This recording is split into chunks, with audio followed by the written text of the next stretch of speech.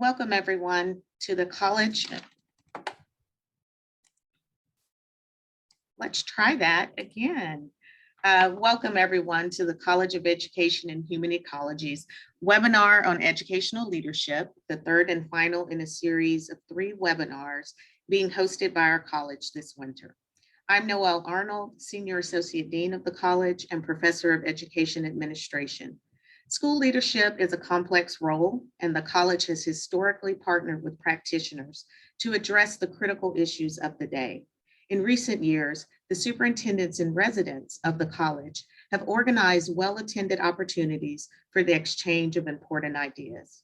The Superintendents in Residence is a fellowship program bringing Ohio superintendents from urban, rural, and suburban school districts to share their unique knowledges with the college, develop active research agendas, and share learning that benefits school communities.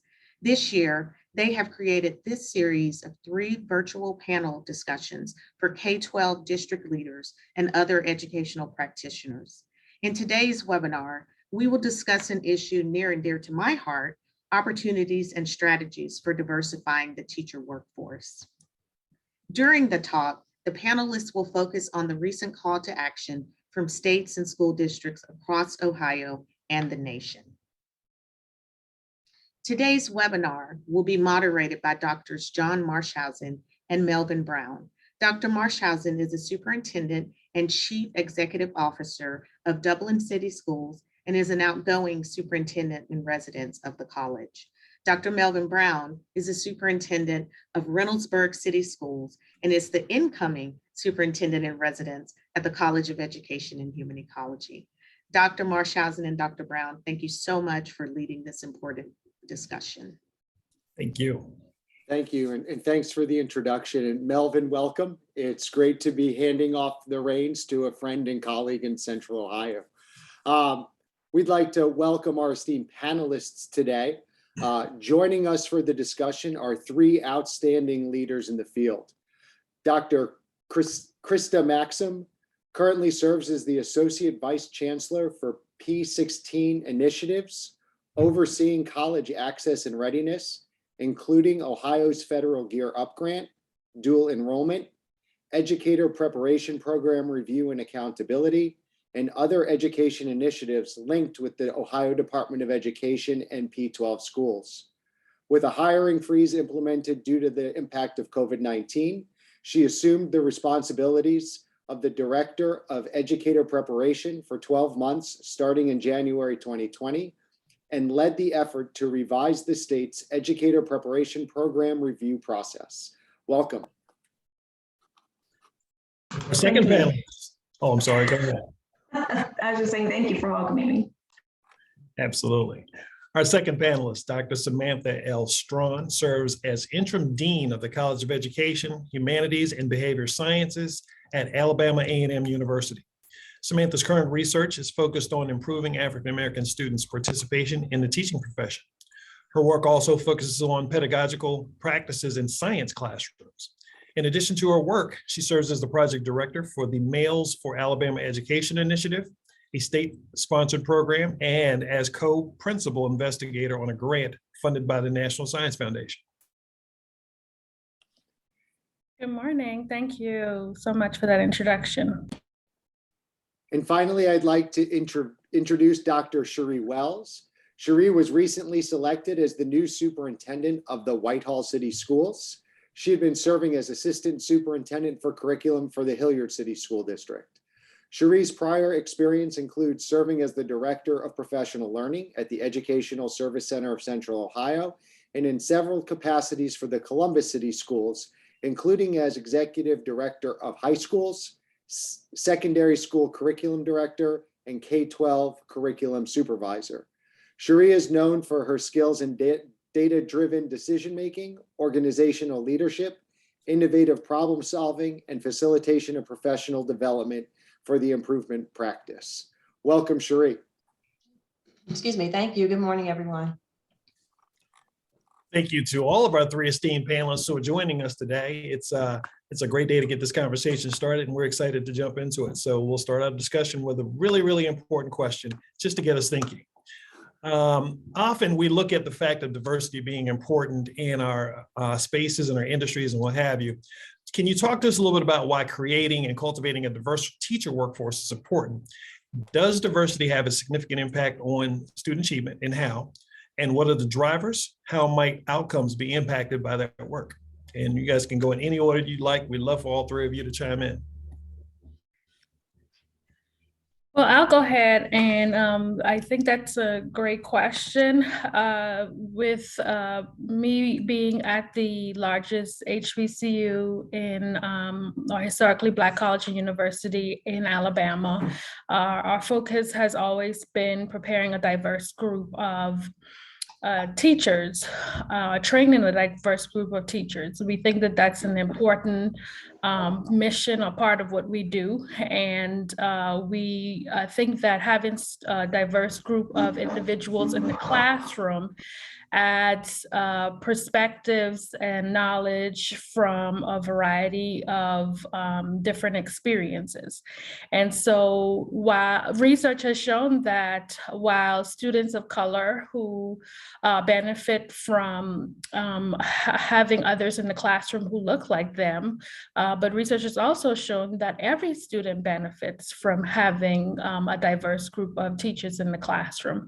And so, you know, it's with, for instance, the numbers that where they are in terms of diversity in the classroom. I mostly spend my time researching African-American students. So for instance, across the country, only 7% of teachers in the United States are identified as African-American, and that number is really even much more shocking when you talk about African-American men, which is around 2% or less than 2%. So I think it's an important to have a diverse group of individuals in the classroom. I think she said that very well. I don't really have much to add. Sheree? Oh, I would just add, definitely it's important. We know specifically for students of color, when it comes to self-efficacy and beliefs in themselves, when they see others who look like them as role models, they're definitely more apt to believe in what's possible. But I would also echo what Samantha mentioned about the benefit to everyone. The more exposure our young people have to people who are different from them and who represent the world that we live in, the greater their beliefs are about people and the less prejudice and bias that we have in the world when people have positive experiences with people of color. Past 2 years have been difficult for all of us. And not only are we trying to attract diverse candidates to the workforce, we've seen an exodus of educators for various reasons from the field of teaching. What leadership approaches do you use not only in recruitment, but in retaining quality folks in the field? And are there specifically some policies or practices at the organizational level that we should be implementing to achieve the goal of both retaining and attracting the diverse workforce that we desire? Well, I will say that in working with the educator preparation programs in the state of Ohio, that many of them have talked about the need for mentoring and continued mentoring once they enter the profession, and that candidates of color that enter the profession are usually given difficult roles to serve immediately without the support that is necessary, and that is something that needs to be addressed in order to retain diverse candidates in the field, and also the mentoring throughout and recruiting the Grow Your Own programs to get more community, a feeling of community and networks. So those are things that have been discussed in the educator preparation programs here in Ohio. I would add the idea of just being really proactive in both your messaging relative to the goals of the district around diversity and in recruitment specifically, and being really thoughtful about how you intentionally reach out. That would include advertising on some diverse job boards and specific organizations through personal reach out, excuse me, in terms of practices that often will help. And the one-on-one conversations, identifying highly qualified people of color who can also reach out and identify other highly qualified people of color is so important. That personal connection truly is what makes a difference and draws people into organizations. Everyone wants to know, their first question is, how is it for you? And so the more people of color who can answer that or respond to that, or at least speak to a commitment that the district has towards advancing that, I think the greater opportunity people have to bring people into their districts. I agree with both of my fellow panelists. I am on the ground when it comes to actively recruiting and introducing students to the possibilities that are in the teaching profession. And what we have or what we see sometimes on a daily basis is that students are still interested in becoming teachers, but getting students from the beginning to the end where they graduate and hold a teaching certificate is quite difficult. And so we have to figure out ways in which we have to provide support to students. So a lot of the work that we do at our institution and in the Department of Teacher Education and Leadership is figure out what is needed. Funding is a big deal. So I'm currently involved in 2 projects. One that's funded by National Science Foundation and NOICE program that provides scholarship funds for students who are interested in becoming science and math teachers. The Males for Alabama Education Initiative that is funded by the state of Alabama, and I serve as the director of that program.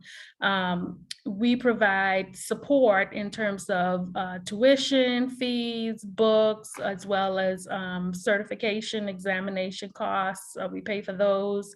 And we also provide support. You're talking about a small group of men, right? And they need to know that there are other individuals who are teaching, who are successful, who look like them. So we also provide support on a personal level where they get together, they, even if it's on Zoom now because of COVID. And so recruitment, while sometimes difficult, we do see that there are students who are interested. It's the retaining, the completion, and then the support even after they graduate and they get into the school, because we know that we lose a lot of teachers in their first 5 years of teaching. And so I think that all of those things have to be considered when we're talking about how do we continue this pipeline in education. Great. Christa, you made such an interesting point, because as superintendents, we often take those rookies, and when the government teacher or the AP US history teacher leaves, the experienced folks almost see it as a rite of passage that they get what would be considered, quote unquote, better jobs with older or higher performing kids. And the rookies get put in, if you're a social studies person, world studies with a class of 30, and you get 6 of those. And I think it's really important for Melvin and Sheree and I as district leaders, as we get those folks in, it doesn't always mean that the longer you've been here, the easier your assignment. And I use air quotes for easier. So that's really important, I think, for school leaders to look at when we get new educators in. One, how can we support them? And what does their workload look like? So that was a great point. We're in a space today where we're hoping that there's some future educators who are also tuning in to what we're talking about and having an opportunity to see that there are opportunities for them. Let's speak to them a little bit and say to those folks, why should diverse individuals even consider opportunities in education in a general sense, and in what benefits might they glean from careers in education that they may not be aware of? I'll start with that. Education, that gets me excited, because education is the one career, teaching is the one career that sets the foundation for every other career in this entire world. And every single person passes through the pathway of a teacher. And so just having the opportunity to touch and to create and to build what's coming next, to be able to see the inside of what kids are experiencing and be able to intervene and build capacity and touch the future, particularly for all students, and being that different face of what they may or may not have experienced prior to or coming from their families, and showing a positive experience and role model, I think makes such a difference and can have such an impact on our future. So absolutely. I agree. It's the one profession that leads to every other profession, right? You have to start with the teacher. And what I always tell my students, you are absolutely needed in the classroom. And you know, we need you. We just need you in the classroom. We need you making a difference. And we hope to continue to support educators as they make these decisions to actually go into the classrooms. Thank you. All those points raised some important things we need to think about in terms of changing what school and classroom environments look like so that people feel welcome. I think a lot of what might drive someone to go into education is based on their own experience when they were students. Mm-hmm. So it's incumbent upon us to create different spaces for them while they're students, one, so they're more successful, but two, so they actually come back and want to even go into the profession. Can anybody want to touch on, you know, changing what the calculus looks like in schools and in classrooms that may be more beneficial for recruiting teachers in the long run?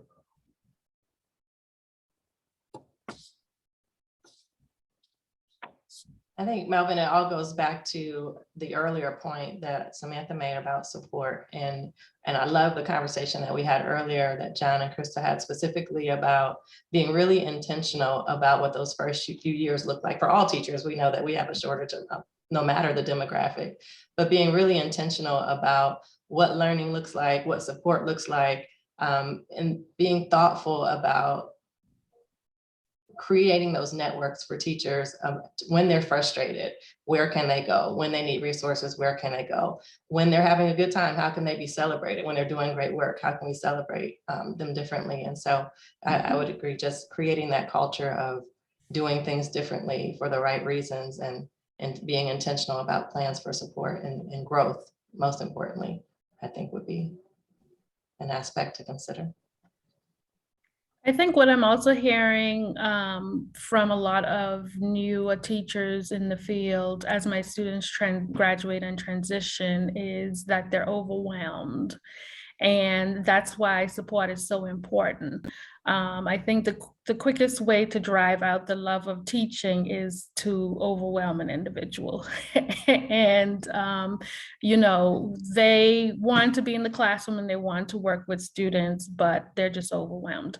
And so like Sheree just mentioned, support is just very important, letting them know that they can do that. Everyone knows that the first few years of teaching are very difficult as you're navigating new systems and new schools, for instance, but you know, and I think COVID-19 has exacerbated that overwhelmingness and how we can figure out unique ways of supporting teachers, even as we transition from in-person to remote to in-person to half in-person to half remote, and having them to deal with all of those situations. I agree. I was just thinking it would be nice if there was a partnership with, you know, either a senior faculty member or a teacher that could help them get acclimated to their new environment and checking in on them so that they're not, so that we find out if they get overwhelmed. As we look at recruiting teachers to come and a diverse teaching workforce, I was recently at one of our 3 high schools meeting with a diverse group of students, and their one request of me is, we want more teachers who look like us. And I said, go to college, get a degree, and I will hire you. What are the barriers, though, that students are facing if they're considering a field of education and they want to go that route? What are the barriers that we're seeing now for these students to get to that point where they can get that certificate from ODE and that license to be teachers? I don't know. Okay, sorry. Go no, go ahead, Krista, go ahead. I was going to say some of the things that I see are because we've had areas reach out to us about their paraprofessionals, but they get to the point where it comes to student teaching and they can't afford to do the student teaching. So funding is always an issue, completing that student teaching portion, and testing. There's so many tests that come out of pocket, which is also funding, but it's also, there's test anxiety issues as well. And to put everything on one test, there's so many tests through the process, the praxis tests during your candidacy, and then the licensure tests at the end that are so high stakes that it makes it difficult to do well on just that certain day. What if you had a bad day? There should be some other options. And it's something that's being discussed. I think Krista hit the nail on the head. Funding, testing, and I had mentioned in another meeting yesterday that, the AACTE, which is one of the leading organizations for teacher education in the country, released a report recently on testing and how that has negatively impacted us keeping individuals or getting individuals into the profession. So testing is a big deal. Funding is a big deal. It's very expensive to be a teacher. And, if me working with STEM students also having to, they want to be teachers, but also some students have to consider, is this going to pay? If I have a math degree and I could go work here versus being in the classroom. So we also have where we're competing with industry to keep individuals in the classroom. So I think, definitely funding and testing. And I would just add, unfortunately, particularly sometimes in communities of color, going into education is not as prestigious. And so the good news in our society is through the pandemic, there was a spotlight on how wonderful the work of teachers are and how much we appreciated them because people began to see what that work looks like. And so I think one of the things that we have to intentionally combat and be thoughtful about is celebrating the profession, why it's a great thing and why there are so many great opportunities when you go into teaching and what makes it great. Because I think, unfortunately, we sometimes have to combat the idea, particularly as kids are making decisions about going into college and what career to pursue, that if they choose education over engineering, that somehow that's less than. And so changing the narrative around that, I think, is everyone's work that we can be thoughtful about. There are obviously a lot of notions out there about, and you hit the nail on the head there, Sheree, about education not being prestigious enough and things of that nature. And we've got to shift that narrative and take back our narrative from, well, I'm going to go ahead and say it, from business community, from legislators, and we need to tell our stories ourselves. In doing that, we know we still have to compete in order to get students who want to come back and actually teach. Stephanie, Samantha, you're working in some really unique spaces with what you're doing in your work. What are some unique models of successful recruitment that any of you have seen, experienced, or implemented that you could share with us today? Well, I can share that Miami University is doing an innovative College Credit Plus program, which is a dual enrollment with an urban school, and they have really increased their enrollment, and it's been increasing their diversity. In fact, their previous dean, Michael Dantley, who recently retired, used to go to Chicago to recruit students to come to Miami. They really worked hard to increase the diversity in their educator candidate pool. I can't say that the students he got from Chicago always stayed in Ohio, but some of them did. So there are some models out there. Ursuline College actually is working with a local school district. They go to the high school to teach courses to the paraprofessionals to earn their teaching licenses. So I'm seeing some programs out there. One of the programs that we built from the ground up was our Males for Alabama Education Initiative. And that started with our current interim provost, Dr. Lena Walton, approaching state legislators to say the importance of bringing diversity in terms of minority men into the field. And so funding was, we got the funding and we were able to figure out, we've only been in business, let me say that, for about 2 years. And so it's been trial and error, but it's also been a great learning experience, seeing what works for our young men and how we can get them from being just interested in teaching to full-blown teachers. Actually, one of my first scholars is now, he's done his, and our students are required to teach in the state once we provide their funding for their education. So once they graduate, they're required to teach 2 years for every year they receive funding.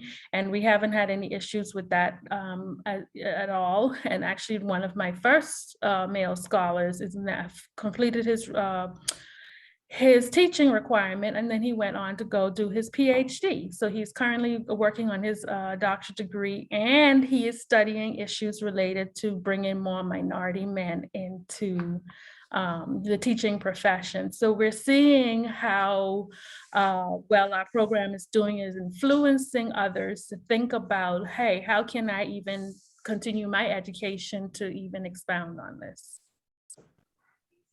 I would add, one of the great things I think that Hilliard began to do is the Grow Your Own initiative. And the program speaks to what Christa spoke to earlier about eliminating some of the financial barriers. And so that was pursuing some grant dollars to really invest in those paraprofessionals or others who thought about teaching and or who would become great teachers, and developing programs of support for them to be able to pay for school and get some experiences directly with the teaching profession, and encouraging that. And then I would also just go back to, again, just speaking from personal experience, those one-on-one conversations and identifying people, highly qualified people of color, putting them in positions where they also are able to do some of the recruiting and the hiring for the organization, and truly being committed to reaching out to those people who know other people who are well qualified for what you're looking for, and just having those one-on-one conversations about how committed as a district or as an entity you are to really being thoughtful about recruitment and retention of people of color and or other diverse demographics that we're looking for. From a strategic perspective, when we go out to job fairs, we talked about making sure we recruit in pairs so that we can bring 2 to 3 people at a time that have some relationships with each other that may prompt them to stay longer if they all have good experiences. So that's another strategy I just throw out there. And I have to commend Melvin, because I've been able to work with Melvin to give people opportunities to advance their careers. And I think sometimes as educators, especially as leaders, as we have people come up through our ranks, we don't want to let them go. But in order to create opportunities for advancement for high quality people, because Sheree, to your point, now you have superintendents and deputy superintendents in roles where they can help be not only role models, but recruiters within your ranks and support within your ranks. And, you know, Melvin's been an absolutely great colleague to work with, because we have some colleagues who won't let people leave. Or when you say, hey, I'm looking to diversify, do you have a candidate for me? The answer is always no when talking with Dr. Brown's. And it's hard, because when I take people, or when he helps people grow, now he's got to backfill. So he's been such an awesome partner, and he's had an impact all over Central Ohio, because we all help create a pipeline and a stairway for advancement. So Melvin, thank you. I just had to throw that out there. Thank you. We hear as superintendents that there's not a deep pool of candidates when we want to diversify our workforce, that there's just not enough people out there. One, is this true? And if it's not true, how do we combat that narrative that we're doing the best we can, we just can't find a more diverse workforce? I think that, go ahead. Go ahead, Samantha, go ahead. No, okay. I was going to say it can be true depending on, you know, what state you're looking at, but research has shown that the pipeline is very leaky. It leaks heavily.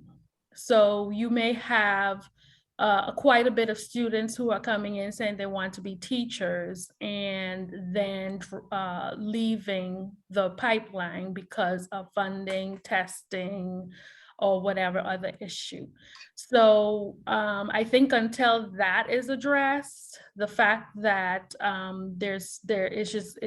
we're leaking students and we're leaking diverse candidates, possible diverse candidates, you will continue to see on the other end when it's time to select someone for a job. There's a lot that went on before that in terms of the pool of candidates. I love that term. I hadn't had someone say the pipeline's leaking candidates. I'm going to steal that. So thanks. It's actually from research, but and I don't know where it originated, but I've read it quite a bit, and I've even quoted it myself. So yeah, it is a very leaky pipeline. Something that is an interesting data point, which I'm actually a mathematician by training, so I love data. One of the things that I hear a lot of is that we need better data. Even when we get data, it's 2 years old. But now I forgot my point because I forgot we need good data. But only 42% of our initial teacher licenses have a job their first year. So over 50% of the students that graduate and get a teaching license do not have a position in that first year. I think that's very interesting. I know it's probably because they thought they were going to go back to the school they graduated from and there's not a position open and they have their heart set and haven't really looked at where the jobs are. But that's very interesting statistics. I was just going to say, I'm not 100% convinced that there are not people out there. I think a lot of times there are people who are unaware and or unsure about what the opportunities are. And so I think a lot of the work is about reaching out and raising awareness of what's available, helping people see and build confidence that even though you haven't thought about it, you really can do this, and just helping people understand and see what the opportunities could be and how they would be supported if they choose to support or choose to go into the field itself or into the new position. And I also wanted to add, I think Krista had mentioned that, you know, there's some of her students, or some of the students, not her students, but some students are not able to find positions. And I can't keep up with the demand for my students. They get snapped up before graduation. I get calls from all over the country looking for teachers. I don't have enough students to keep up with the demand for the profession. So it's just interesting how it could, you know, kind of look different depending on where you're talking about. But I don't have enough students. Because and admittedly, I mean, I hear that a lot from our educator preparation programs. But also this is only the data. Those are the students that end up in a job, a teaching job, in a public school. So if they were in a private or out of state, we wouldn't have captured them. So I just want to put that out there as well. An important thing to keep in, oh, go right ahead, John, sorry. No, go ahead, Melvin. An important thing to keep in mind is the relationship between K-12 spaces, higher ed spaces, and making sure there's some connection. Krista, you and I have been involved in some committees where we're getting that work off the ground. Can you talk a little bit about how, and you mentioned, we talked earlier about you being involved with the Gear Up program, which is also like related to the Upward Bound program, which is the only reason I went into education myself. That experience pushed me into education. Can you talk a little bit about at the state level, what are some things that we can be doing that may be more effective in making those connections work and in recruiting folks from school districts or students who want to go into education? I think Sheree mentioned the importance of building confidence, and it would be great to have teachers say, you know, you'd be a great teacher. Like if you have a group project that you're working on in class and there's somebody that is kind of leading that group, to be able to say to them, wow, you know, you'd be a really good teacher, and hearing that from their teacher. I will tell you, even my own experience when I took calculus, I wasn't the best student. I wasn't studying as much as I should, but my teacher's like, you need to take the AP exam. And I'm like, yeah, I don't plan to. But that confidence, oh no, you're really, you know, that confidence really shows a lot. And teaching math, I thought I spent more time being a cheerleader than teaching the math. Like, it's more important to build the confidence that you can do this. So that is something that really needs to be done. But in terms of a state level, I will say that the Ed Prep Deans groups, the publics and privates, have been meeting starting this fall with the state superintendent and the chancellor, and diversifying the ed profession is one of the things that they're working on. There is the Diversifying the Educator Professional Advisory Council that's out of the Office of Educator Effectiveness. And they have like 50 different people from different kinds of stakeholders meeting. There's the higher ed work group, which is one that I facilitate. I work for the Department of Higher Education, so I'm going to put that out there, but I do work with Department of Ed a lot. And one of the efforts we took, send a survey, what's going on, but they're, one of the things that the deans want to work on is diversifying the ed profession. And so we've actually put some action items that we're going to start working on starting this fall. One of them is to develop a proposal for state funding, but I just sent a link in the chat to I can't remember who I sent it to now, that we just released. In fact, January 5th, we released an RFP to address educator shortages in the state. And we just had a webinar on Tuesday, and we're hoping to get some innovative programs. And we're hoping, and the importance is the partnerships and the sustainability and how you're going to keep these partnerships. But one of the key action items is developing networks from K-12 through 2 years to 4 years, everyone involved, increasing the pipeline and interest in pursuing education profession. So yes, those are things that are happening at the state level. As we have this conversation, and we have a lot of university people here, what do the universities need to know? If we get the people in the door, or they want to get in the door, what do they need to know about the students once they're in the program, and even admission for aspiring teachers? I would offer that just experience is key. So finding ways to give students authentic experiences where they can see what the work looks like, feel what the work looks like, and then have opportunities to be supported in the reflection and the conversation about their experiences, to help them get a good understanding of the world that they're walking into and the benefits of it. I would offer that as my first thought.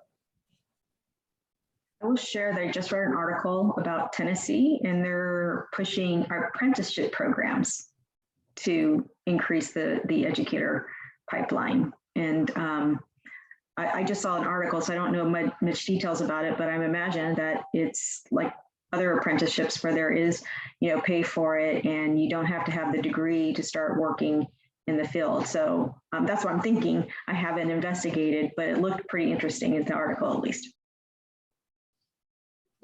The other thing we've talked about here in the district internally, speaking to the point, I think, Krista, you mentioned earlier about the cost of being a student and having the student teach while trying to maintain your living, are there ways to meet the needs of districts and have student teachers perhaps sub and earn money while kind of getting to know the profession and meeting a need of the district, or working in an instructional aid position, perhaps while also student teaching? So just being creative and thinking differently about both the experience and the opportunity to earn money for students who are needing to do both. It also fills a need when we don't have enough adults and enough role models and supervision and those types of things. To get those, we would take 3rd and 4th year education students right now, because I would say across Central Ohio, some districts are having trouble opening the doors because of substitute shortages, para shortages, and I say this in jest, if they could drive buses, that would be awesome too. Absolutely. As we shift a little bit, now I know there's one question in the chat. We're getting ready to open up the Q&A. So if people would like to put questions in, they can use that Q&A tab at the bottom, and we will do our best to get to those questions. Melvin, I think you have another one. Yeah, I'll jump on that first question we had in the chat. Really good question. We know the students of color reported negative experiences in schools. We kind of alluded to that a little bit earlier. A lack of a sense of belonging, frustrations with pedagogical practices that they think punish them, lack of representation in the curriculum, and things of that nature. There's so much going on in that respect. How can we support those who want to become teachers and in-service teachers of color with regard to curricular and pedagogical practices, especially when their experiences in school have not been that affirming? I've lived that, so I understand exactly what that means. I know that research has actually looked at that specific point when we talk about introducing students to the teaching profession from high school or even as far back as middle school. And they, even some qualitative studies would, ask students what are their thoughts about the profession. And sometimes they would hear, well, why would I want to be a teacher? I'm not even treated kindly at school. So we know that when we initially started our conversation, we talked about, the perception of the profession. And I think some of that is based on even students, alluding to this question, students' own experiences in school. School has not always been a safe place for every student. And if it's not considered a safe place, then why would I return there as an educator?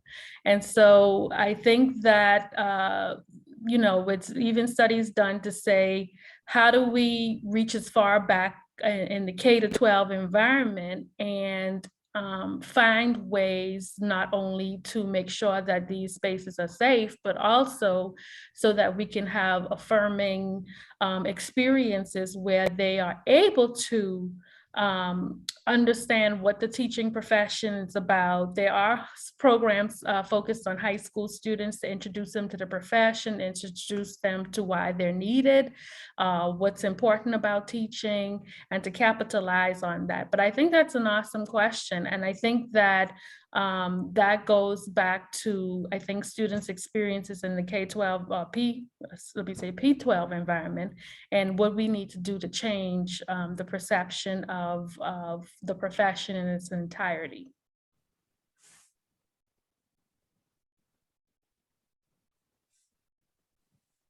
I'm going to say something interesting. I was in one of the meetings with the EdPrep deans.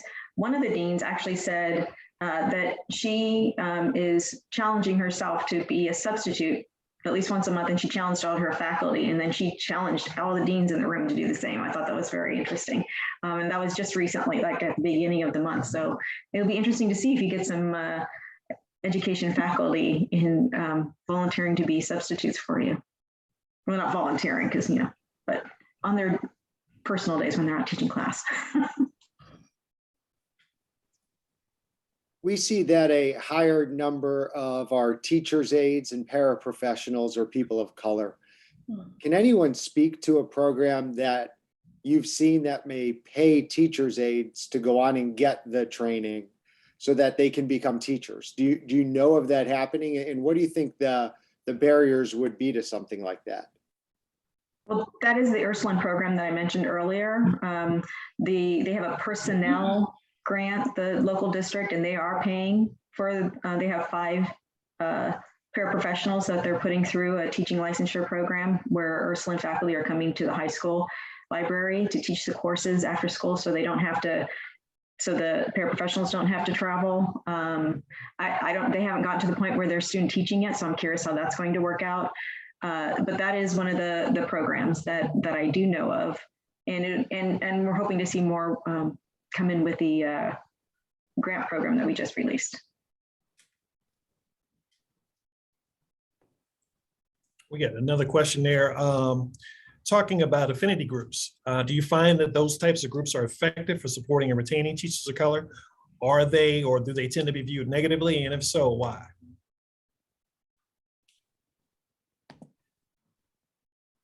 I would say yes, and both. People will find people who look like them or have shared experiences and either develop their own groups on their own or through a structured format. So I think affinity groups definitely are very helpful. They're useful for those who participate in them, just to have someone to share ideas and have shared experiences. The idea that they're viewed negatively is also very true, because others sometimes view the opportunity to not be a part of affinity groups based on race or other issues or other demographics like females or as exclusive. And so I think the idea of ensuring that there's a space for everyone and that all are invited to be a part of conversations is important. I think the messaging behind it all is important as well, but I'm definitely a fan of infinity groups, but I think there is, to that question, a need to be honest about the reality of how it's perceived and be thoughtful about the messaging around them.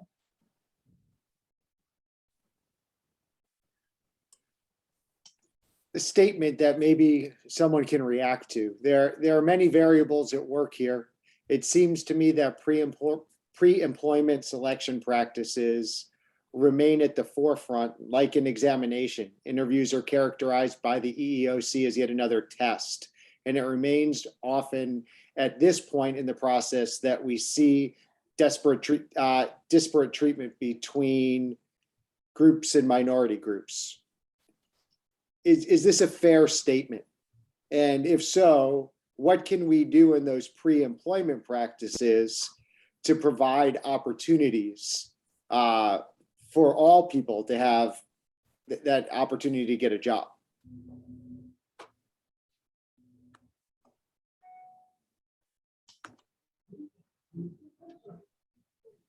Don't all jump at once.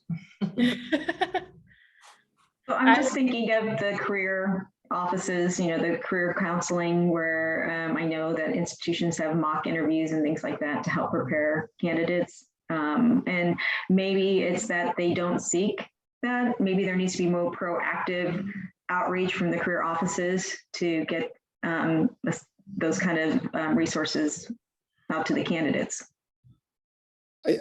I think part of it, and Sheree can speak to this because we did this when we were together in Hilliard, the old interview process doesn't always get you the best teachers. And in Hilliard, we started bringing in people in groups of 5, 8, 10 for the first interview. And it was very casual. We wanted to see how people interacted, and we created an environment that was much more relaxed. And we actually got the idea from Apple Computer, where their first interview was a group interview. And they wanted to see authenticity, empathy. How do people work together? So part of it, I think, is on us as schools. You don't have to bring that person in. Well, you don't have to necessarily rely on the 4 screener questions that you have to fill out online. And then secondly, what is that first interview experience, and how do you get to see people as people and what they bring to the table? Sheree, do you agree that that was kind of fun? That was fun. I would agree. I think that the question itself is a great one, because we do have to be thoughtful about what barriers are we putting in place that even limit people. I think the idea of even looking back as districts or as hiring managers at the data, how many people of different demographics are being excluded, and why is that? I don't know that we actually have looked at that. But the idea that you mentioned, John, that we had at Hilliard, of doing things differently and really seeing what people are all about beyond the screener, I think it's definitely one that was fun and opened the door to see people beyond just what a computer screen might say or a simple test might say. So I think to that point, it's about identifying what you really are looking for and embedding that into a new and creative system to be able to have a good selection process like you talked about through the group interview. Yeah, we talked about, you don't necessarily need to hire the best teacher for August 18th on the first day of school. Who's going to be the best teacher in 4 years and 5 years, knowing we're going to help people grow and develop and be part of a learning community and family. And so you want to see who's going to, in the long term, be that valuable member of your team. And that takes work on our end. Mm-hmm. Just got another question in the chat, which is, again, another really good question. Statistics show that the majority of America's K-12 teachers of color serve in urban, high poverty, and or high minority settings.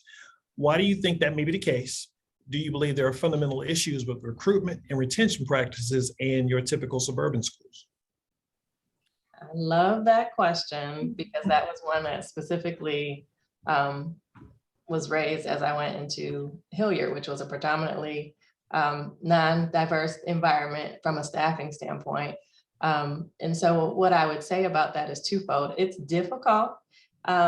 at least on the surface, to make the decision to come into an environment where you know that you have to be the voice of all people are you're representing. And I think so there's a challenge there that people have to be thoughtful of when doing those recruiting initiatives and taking steps to help people understand how they'll be supported.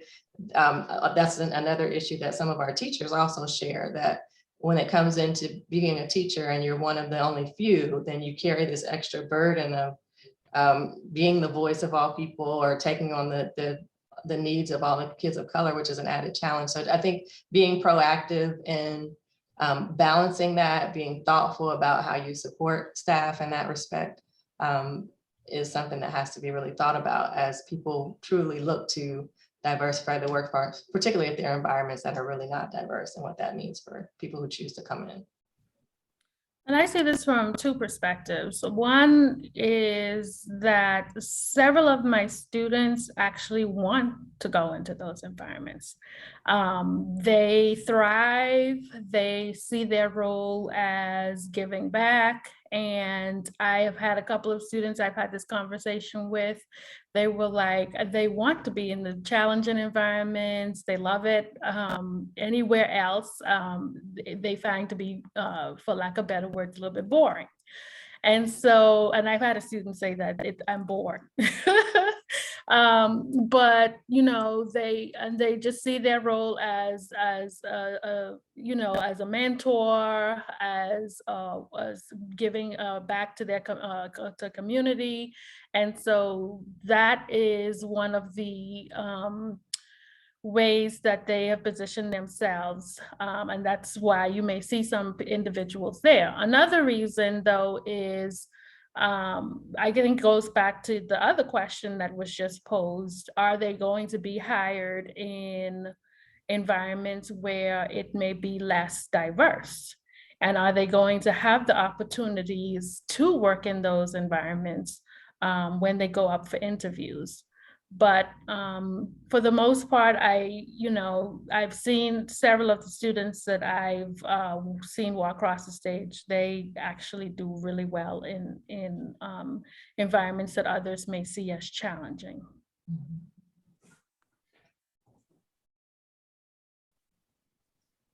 I'll shift really quickly, slightly to point the finger back at us as school leaders and looking at some of the controversial or political nature of things that do exist in our world today. In many spaces, you'll see people push back on diversity initiatives or the need to have diverse candidates and things of that nature and saying, oh, just hire the best person, when that's certainly not the answer to the question. How do you go about navigating those spaces to make sure you have buy-in and that people understand the importance of this work and why it's necessary for the success of not only your teacher staff, but also for students themselves? I would offer, like, the first thing is to really know where you stand on a lot of that, and to fundamentally accept that a lot of the pushback that people will receive, especially as leaders who are wanting to advance this work, will receive is truly not personal. The pushback is often rooted in either fear or politics, and being willing to understand that and listen and have an open dialogue with those who are pushing back to say, help me understand what you're really concerned about, and let me help you understand what we're really doing and how that fear truly is not necessarily something that's going to take place. And so I think, one, identifying where you stand, because the work does get difficult. And if you're not quite sure where you are at relative to the work, it's easy to be inconsistent or to pull back. So one is identifying where you are, two, being willing to not take things personally.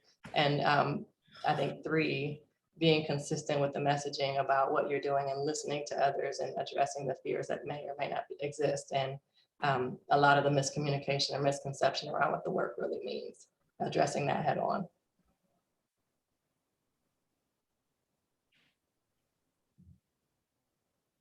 Anyone else? I'll just add, I think sometimes those conversations are so, well, for me, sometimes it can be fun because you really get to see who people really are. And if they can gain an understanding of the purpose of the work and relate to it and say, okay, that makes sense, then they can be on your team. But those who continue to push back for whatever reasons they might have, perhaps that's not the space for them to work in. I think it's important to have those conversations and make sure we're all in the places that we're supposed to be doing the right work for the right kids. And Sheree, we've had the opportunity to see some of the pushback and some of the impact it has on people. How do we support people on our teams who are leading this work so that I don't want to say insulate, but it does get really challenging. So what are some things that we can do as leaders to support our teams in this work? My first response to that is making sure these are not isolated events, right? And having it become just a way of being and a way of doing a cultural thing. I think things get challenging and you get the most pushback when you say, hey, we're going to do this one thing. And then everybody hears about that one thing and then they push back against it versus this is who we are, how we're going to operate. And together, it's not the one person's job, the director of diversity, to handle everything that comes from diversity. It's us collectively doing this work together, but the diversity person kind of sets the direction. So I think that is my first response, really making it a collective effort and something that is a way of doing and not just a single event or initiative as a starting point. I'm glad you shared that. I think other people see diversity as this set aside that you put over here on the side of the work you're doing, when it's actually the work, the core piece of the work that makes your district and your initiatives move forward. So it's important to note that and not look at it as an add-on. It is not. It is the core piece of it. I've got a really quick question for Samantha, and we're close to wrapping up. 5 minutes left. In institutions of higher ed, undergraduate education programs are slowly vanishing in some spaces, and student interest into those fields seem to be somewhat diminishing. What can and what should colleges and universities do to combat this trend, and what initiatives have you been? You talked about some of the initiatives you're already working on in your institution. What recommendations can you make to others? I think the first thing you have to do is find funding. I already said that the pipeline is leaky. We're going to lose students if we kind of continue doing things the way we've always been doing them. My students particularly will stick it out with you. Going back to Christa, I'm a cheerleader. But if they need tuition, we have to figure that situation out. And so I'm an advocate of keeping programs, because what I do when I work with alternative students, I find that most of them come back to teaching after taking these long routes to different careers. And then they've been running from the teaching profession, and now they're back and they say, I really want to do this. I should have done this from the get-go. And which I still appreciate, but there are some students who we have in undergraduate programs who really want to be teachers. And so we have to find creative ways to get them from beginning to end. And a lot of that's driven by, I think, economics. How can I, if you need a book, how can I get books for you? If you need, I've already had several emails over the past week with students say, Dr. Strong, I can't afford these books. I am going to find a way to get the books for you. We're going to figure this out because I need you in the profession. And so you just have to be creative. I think we just have to be creative in what we're doing to make sure that undergraduate programs continue to thrive, even in the face of all of the different alternative routes, which are fine. But we can filter students straight from high school, straight through undergrad, and place them in classrooms and continue to keep up the pipeline if we're creative in how we assist these students. The students that I mostly deal with are or assist or support. Sometimes they're working 2 jobs. Sometimes they may or may not already have a child. And then I already said, it's like we've already established that it's so expensive to be a teacher. So, we want to make sure that we figure out creative ways to support programs, including undergraduate programs. Thank you so much. What a great message for us to end on. We have to be creative. we have to continue to think and find new ways to achieve the goals that we set that serve our students. I'd like to thank our panelists for this enlightening conversation. You have all been wonderful. Thank you for your time and your expertise. To my co-host, Dr. Brown, thank you. Melvin, as always, it's been great.